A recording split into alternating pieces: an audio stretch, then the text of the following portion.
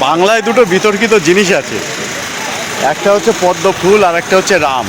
এই মন্দির যেই করুক, পদ্ম কিন্তু ফুটেছে। কেউ আবার রাজনৈতিকভাবে নেবেন না, মাইন্ড করবেন না কেউ, পদ্ম ফুটেছে কিন্তু জগন্নাথ মন্দিরে। আর এটা পদ্ম পুকুর। যারা পুরীর জগন্নাথ মন্দিরে যেতে পারেননি বা পারছেন না, তারাই যে শুধুমাত্র দীঘার জগন্নাথ মন্দিরে আসছেন এমনটা নয়। অনেকেই আসছেন দীঘা ঘুরতে এবং দীঘার জগন্নাথ মন্দির দেখতে। দুটো কারণ, অল্প সময়, খরচও কম, পাশাপাশি বাঙালির বাংলা ভিটেই বাংলা ভূমে তৈরি মন্দির দেখতে কাতারে কাতারে আসছেন দর্শনার্থীরা এবং ভক্তি ভরে পুজো দিচ্ছেন, প্রণাম করছেন, প্রসাদ নিচ্ছেন। এই গরমের মধ্যে মন্দির চত্বরে হেঁটে আসা, ঘুরে দেখা যথেষ্ট কঠিন। এই চড়া রোদে হচ্ছে, তার মধ্যেও মানুষ দর্শনার্থীরা আসছেন, ভিড় করছেন। কেমন হয়েছে?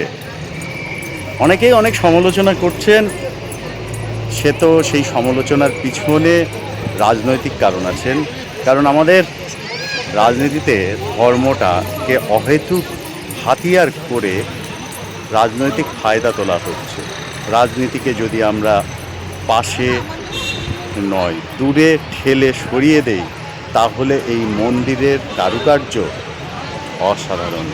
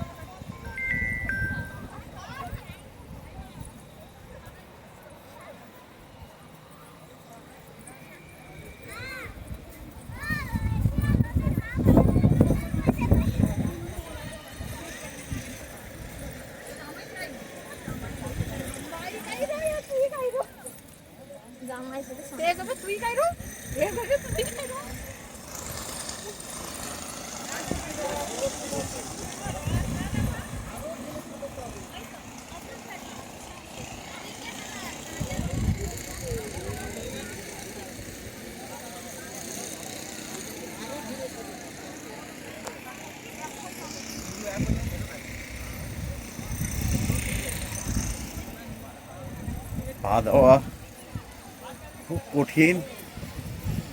পা ঠান্ডা করার ব্যবস্থাও এখানে করা হয়েছে। ও, পা পুড়ে যাচ্ছে, বাবা পায়ের নিচে ফুসকা পড়েছে। পা ঠান্ডা হলো? খুব গরম লাগছে। পদ্ম পুকুরে পা ভিজিয়ে নেওয়ার ব্যবস্থা করা হয়েছে।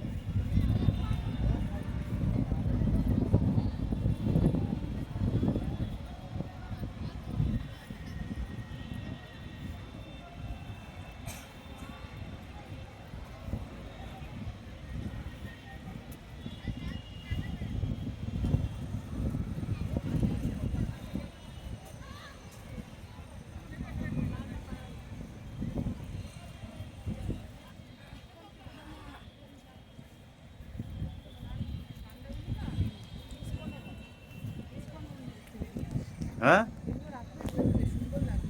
হুম।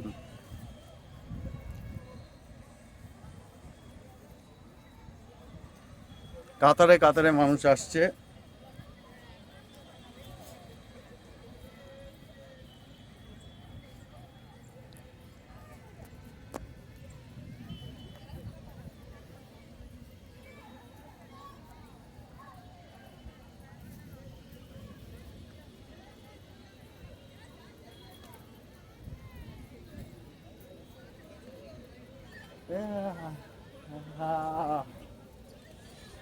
বাবা,